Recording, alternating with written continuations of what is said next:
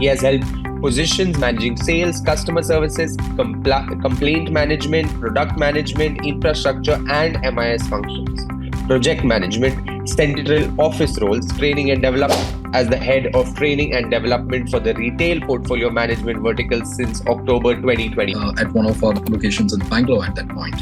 So the amount of stakeholders that we involve ourselves when we are developing projects and even seeking assistance and solutions for customer problems, you cut across so many departments and so many verticals that you meet so many people, which I thoroughly. Working in the risk assessment and management field, how did you realize your potential in corporate governance and your interest in ESG? By bringing in governance, by bringing in ESG, I think it's a super balance that we have established in the society.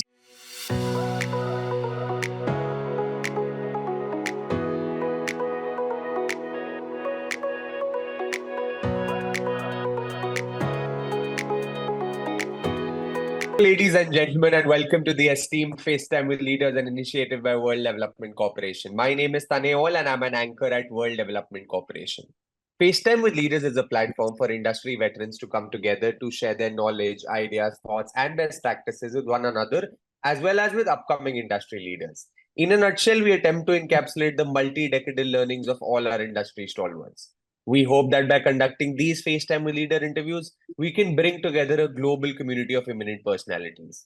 By bringing together such visionaries on one platform, we hope to play a part in inspiring the lives of other leaders. Great learnings from great leaders undoubtedly assist everyone, right? They help us to identify, nurture, and work on trade secrets that have already proven a success formula for so many. And this is what we aim for with these sessions by making them a gathering of industry stalwarts and a knowledge-sharing community. We have one such highly acclaimed name on FaceTime with Leaders with us today, Mr. Jhon George. We welcome you on the show, sir. Thank you, Tanay. Thank you. He is a banking professional with an illustrious career spanning nearly 2.5 decades, who stands as a distinguished leader in the financial industry. He has multi-domain experience across multiple functions within the banking industry. He also has varied experiences from managing large teams in front-end line and support functions. He has held positions managing sales, customer services, complaint management, product management, infrastructure, and MIS functions, project management, central office roles, training and development spanning across the liabilities, assets, and credit risk functions. Currently, as the head of training and development for the retail portfolio management vertical since October 2021, he plays a pivotal role in overseeing the training and education programs for the vertical. In this role, he ensures that employees have the necessary skills and knowledge to excel in their roles, steers customer interaction quality and regulatory compliance for the vertical, identifies training needs, designing and implementing developmental initiatives and evaluating their effectiveness, and ensures zero tolerance to compliance to the fair practice code and the code of conduct, which if breached can result in a major reputational and conduct risk for the organization. Additionally, he chalks out customized programs and improves stakeholder adherence to process by identifying the process gaps, interaction quality, and related projects that improve the overall experience of customers and internal stakeholders. So, sir, to begin with, could you walk us through your extensive career journey, highlighting key roles and responsibilities you have undertaken, particularly those related to banking and customer experience? All right. Tanay, thank you so much for that introduction, and it's a pleasure to be on your platform here. So I've been with the banking sector for about 27 years now, and I'm coming into my 28th year. So almost a career, for most of my career rather, has been with banking, and all in all worked for good 3 organizations only, and proud to say that. And with this 3 decades of almost work experience that I have. So my starting was very, very elementary. I started with a very basic role. I started off as a customer service executive with one of the banking organizations, and got so involved in that opportunity over there that I got fascinated with this career. I got fascinated with having conversations with customers, having conversations with various stakeholders, and in the process, it has helped me with a lot of problem-solving skills, because the conversations used to be always about a customer who has a problem and how do I resolve that problem for him. So that built as a passion from the beginning, and I think I continue to stay with it. So customers are the most important kings and queens that we have in our organizations and businesses. So there was no stopping me from there on. So I rose through various levels of hierarchy, shifted locations, shifted cities, and this has helped groom my overall beginning of my passion of being in the customer service industry, and then I moved on to others, which I'll just cover in some time. But I take this moment to say that without fantastic bosses right through my career, fantastic mentors right through my career, it would have been a very, very difficult journey. So I've been very lucky to have very good professionals and colleagues to help me right through my career journey. So overall, in my almost 30 years of career, the first 20 years was primarily in front-ending line roles. So we were involved in various customer services teams, handling multiple roles, which was very interesting. And every aspect of customer services and customer experience industry was getting handled through the job positions that I had. I thoroughly enjoyed that. So one of the experiences which I very fondly remember, and I'd like to take this opportunity to speak about over here, is, in one of the organizations, my second organization which I joined, it was a global tech company, and the expectation was to set up a global response center at one of our locations in Bangalore at that point. So that role gave me a completely different insight at the way that customer services has to be done from a global perspective. So we had to create such large teams. We had to create people with multi-language specialities, learn cultures of organization, learn accents of various countries. And we set up this wonderful one 24/7 operations. And it was such an immense and a learning experience that I will never forget right through my life. So that 20 years actually helped me learn to manage large teams. Did a lot of jobs on the servicing side, moved into cross-selling roles, so sales roles, pan-India functions, project management functions, both managing it at a regional level as well as at a national level. So after that 20 years, I decided to try out on the back end or the support functions of customer services organizations. So I decided to take on back-end roles. So I've been working with those support functions for the last 8 years now. I've done roles in product management, in managing central office functions. And my latest stint, which is what I've been over the last 3 years, has been very specifically on a training and development role. So it's basically touching all aspects from the front end right up to the back end. So, it's a wonderful learning experience. Each of those gave me an opportunity to do various things, and different things, examples of setting up new verticals, digital transformation projects, then cost reduction projects. Then we had, as time moved and, when COVID came and a lot of other changes happened in the working environments for each one of us, workflow rationalization, digitization, defining new SOPs. So it was like transcripting the whole thing all over again, redefining the way we do business, hiring new talent, recruitment, and huge amount of projects that we covered in a support function. So that was an immense learning that I've got. So a lot of things right through this last 28 years, which has helped me develop various skills, experiences, things that I would have never dreamt when I would started off with a career, and things have evolved very well. So specifically to the last 3 years and my current bit of what is the experience going on right now. So last 3 years, I moved into something which I've never done, which was into a training and a development role. I've handled the function in a very, very smaller capacity, but at a full-fledged capacity, we are running right now a training and development for a particular vertical in the organization, which spans close to about 40,000 people from all strata of society. There are all kind of people, a diverse set of individuals, graduates, non-graduates. It involved setting up this team from scratch. Again, recruitment, hiring across the country. We have presence of people and teams all across the country.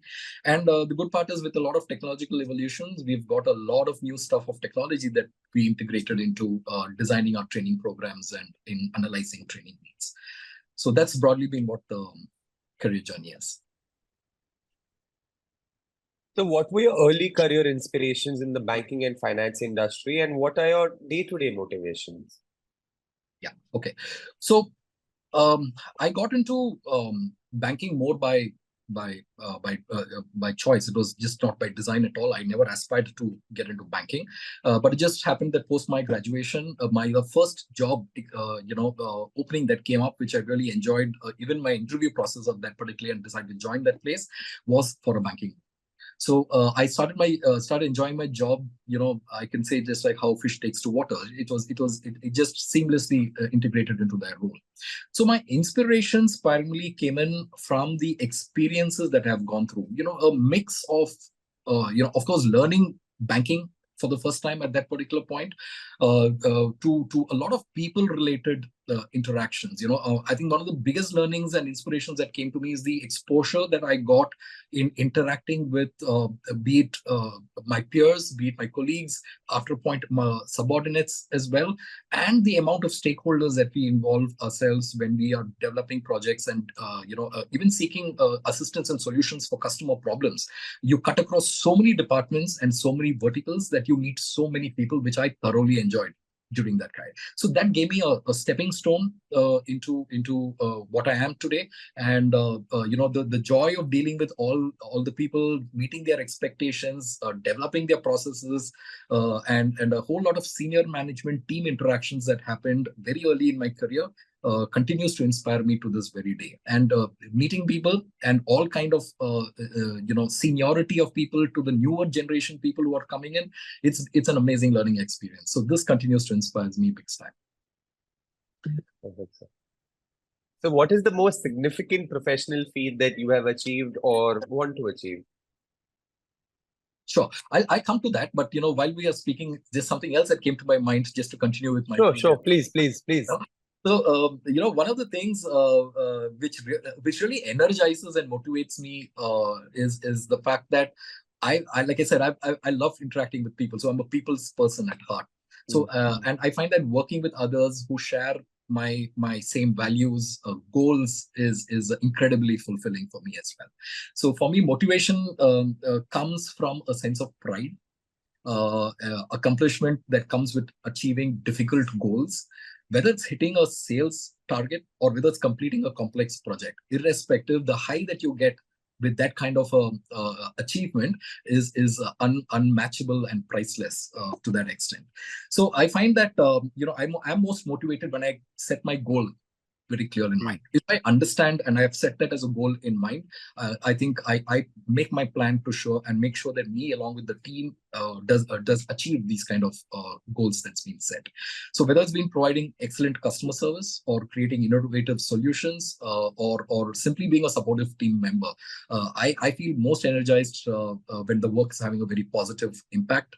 And nowadays the environment is so fast moving, very dynamic. And the ability to change and to get to move to the next best action, I think, is something that really gives me a huge kick as I go along. Yeah. So coming back to the point on, I think you were asking me about the professional achievement. Yes, so one of the recent highs that I got in my professional career is in this current role which I'm doing. So I believe I'm just not only adhering to what the organization requires, but more importantly, this role helps me to contribute to the larger strata of the society. And I kept that as a very clear goal in my mind when this job description was given to me. So what we did is we were setting up training programs to train people, like I said earlier, from all strata of society. So we had non-graduates from the nook and corner of the country, to graduates who were not conversant and not good in communication skills, but we had a job for them to do. So I had a choice at that point, is just to skill them for the activity that, or the job role that they've been defined, or should I be skilling them for lifelong skills that they can carry forward from here, whether they are in this organization or whether they want to move ahead to any other organizations in their career. So we focused on helping those individuals to build skills, behavioral skills. We focused about 50 to 60% of behavioral skills to develop them. We had assessments. We used to check whether they are in good strata of society. We are in touch with them. We understand the grooming sense, the way that they should be dressed up for an interview, or when they have to go in and meet a customer at that particular point, from all the basic aspects of skilling somebody and shaping somebody to take them to the next step. So it's been 2 years that we've been doing this, and I see that from a business objective point of view, we've seen drop in complaints, we have seen lesser process exceptions, and the ability of the staff to have logical conversations with the customer and get us better resolution rates for the tasks that they have at hand. So this, like I said, is not only just helping organization goals, but we've heard from a lot of people that they come back and thank us for the fact that we've built them and helped them achieve various skills in career, which they can take forward as they go from here. So that's one of the most important aspects that is fulfilling for me here. So working in the risk assessment and management field, how did you realize your potential in corporate governance and your interest in ESG? Yeah. In the past, when it comes to ESG, corporate governance, in fact, more of corporate governance in the past than ESG recently in the near future, in the near sense, is that it used to be always about financial and compliance regulations. It used to be about how compliant we are on the financial and the regulation requirements for the industry. However, with the rise of ESG, it expanded the preview of governance to encompass a broader range of factors.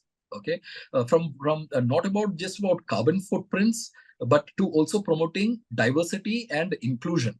So that's the beauty of it, and it's such a beautiful topic to be at. That I thank whoever has in fact brought this out, because it brings in a lot of equality into the whole society. So this shift necessitates a more holistic approach to corporate governance, right? That takes into account a lot of non-financial aspects as well.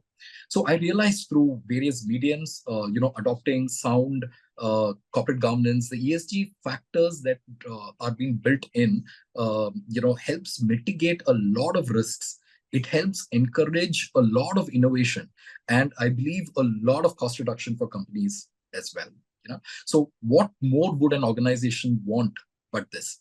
By bringing in governance, by bringing in ESG, I think it's a super balance that we have established in the society. So hence, I don't think it's ESG implementation or integration is a choice anymore for anybody. I'm completely convinced, and hence my interest in governance and ESG. As an ESG and corporate governance expert, what values do you bring to the table? So I think ESG is strongly linked to the financial side of a corporate. Now it's completely interlinked.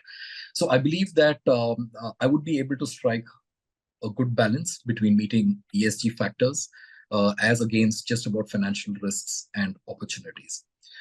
With my experience, I believe that I have the skills and the capability to provide some grounded and sustainable advice. My strengths lay on the ability to get to the root cause of issues.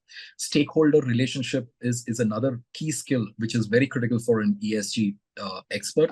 A very strong professional ethics, quantitative skills, communication skills, and transparency in doing whatever I do is a hardcore into my values.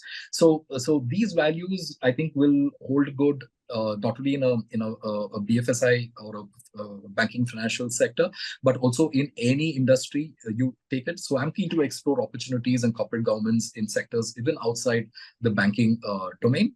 And I think wherever I am, it will be a very challenging role, and I love such challenges. So what are some ways you want to leverage technologies, all the new ones that are here today, namely IoT, AI, ML, blockchain, cloud, digital twin, big data, and Web 3.0 in your field of expertise?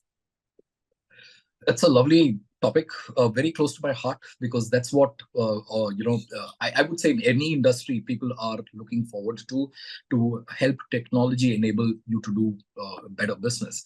So when it comes into my domain, I think integrating IoT into banking, finance sectors has paved the way for multiple possibilities. It's revolutionizing customer experiences, operational efficiencies, and of course, a lot of security measures that are getting built into it.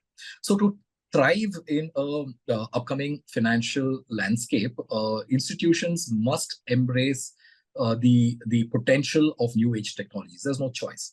It's definitely not just theoretical, and these are real world solutions to our age-old problems that we go through. Okay?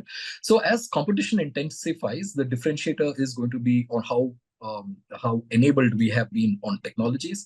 So customer expectations continue to evolve. Financial institutions that harness the power of new age technologies will, of course, stand in the forefront of innovation, offering a compelling edge over any of their peers. So there are so many ways in which these technologies can play a role, and I will touch upon maybe 2 or 3 of those, which is very dear to me and which I'm personally following as well. So if I say in artificial intelligence, customer services and chatbots is one of my favorite areas. So today, AI-powered chatbots provide personalized assistance to customers. They're answering queries, they're resolving issues, and facilitating transactions around the clock, improving customer satisfaction and customer retention. So the whole challenge of volumes in an organization and scaling manpower parallelly is getting addressed through some of these modules of AI and ML through chatbots in customer service industry. That's very dear to me, and it's a lovely learning experience implementing them. One of the others, which is slightly outside, but something that I'm keenly following, is also on the IoT side. Is smart home banking is a favorite subject for me. So IoT connected home devices such as, say, smart locks, electronic household devices. These have a awesome opportunity for being integrated with banking apps, and it can automate bill payments, it can monitor the usage or energy usage, and also can provide various financial insights to home owners. So this is a very dear subject and very upcoming thing that I am following very closely for progressing it. So apart from this, maybe blockchain is very close in terms of for identity verification.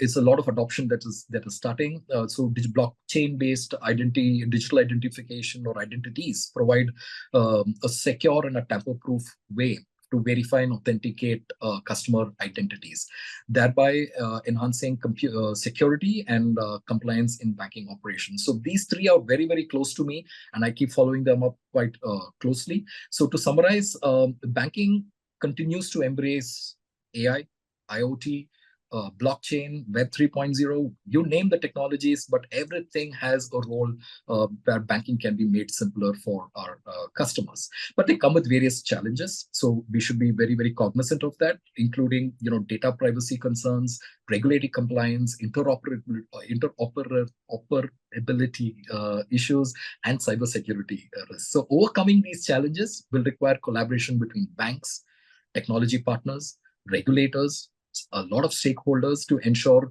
that there is a responsible and an ethical adoption of these transformative technologies. So, sorry, just to add on, there was another aspect which I could think of while I was speaking about this, is the it's something that I personally, when you asked me this question, which I thought of speaking about, is also the fact that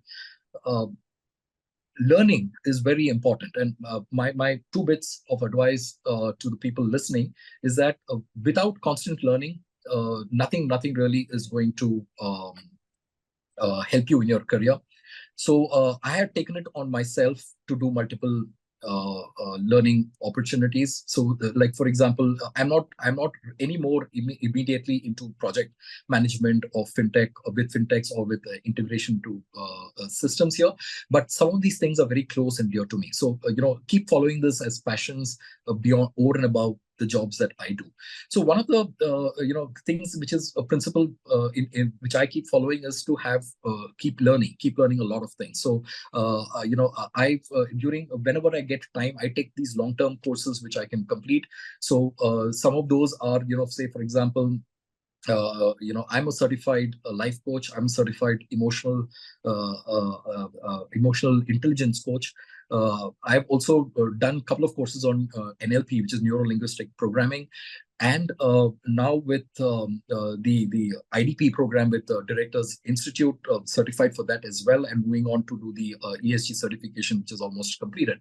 So that is the part that helps us keep our knowledge levels high, keep learning. It's like earlier they used to say that only doctors and lawyers keep learning right through their careers, but no, I think this is something that is hardcore in my value, and I would strongly advise that everyone looks at learning right through their career progression. So we're building a community here of industry magnates. The move is meant for cross-pollination of knowledge and building a knowledge-sharing community of corporate giants and industry experts. What are your thoughts about this initiative taken by Mr. Zishan Pathan, Mr. Hival Mehta, and the whole World Development Corporation team? So I think WDC is a wonderful initiative. The LMS platform that you guys have, the support team that serves as a spine or a backbone to all us aspiring board members. That's a wonderful teamwork and a setup that you have out there. So the concept of knowledge is, or rather the concept of knowledge building is, is so synonymous with knowledge creation. And that is what I think Zishan, Dhaval, and the whole team at WDC is doing. So it's they are preparing the workforce for this country. It's an army of independent directors which is going to be the best, and they are preparing and making sure that we as a country which we are targeting to be the third largest economy in the world. And I think WDC is at the forefront driving the supply of competent directors to meet India's goal to be a 7 trillion economy. So I think it's a very noble task, and yes, despite the cost associated, but the thought itself is amazing, and the syllabus and the curriculum that you guys cover on it, the the learning experiences that we have through sharing of practices, we have your subject matter experts that come and speak to us time and again. The expertise that you all bring in and help bridging those gaps in the industry, I think is priceless. So I wish to use this platform to thank the whole team that has been there, not only Dhaval and Zishan, but everybody who's been in touch with us, helping us build our portfolios, helping us build our LinkedIn profiles, and a lot of stuff that each one of you are doing. A big thank you to all of you, and I think this is a very fantastic validation of what you guys are doing for the industry. Thank you. Great, sir. It was fantastic conversing with you, and I'm confident that your insights will truly inspire future leaders. Thank you so much for joining us today, and wish you the best for future endeavors. Moreover, trust that this initiative by Directors Institute unquestionably has expanded the participants' understanding and enriched their minds. Thank you so much, sir. Thank you so much, Tanay. Thank you. It was a pleasure talking to you. Same here. Have a great day.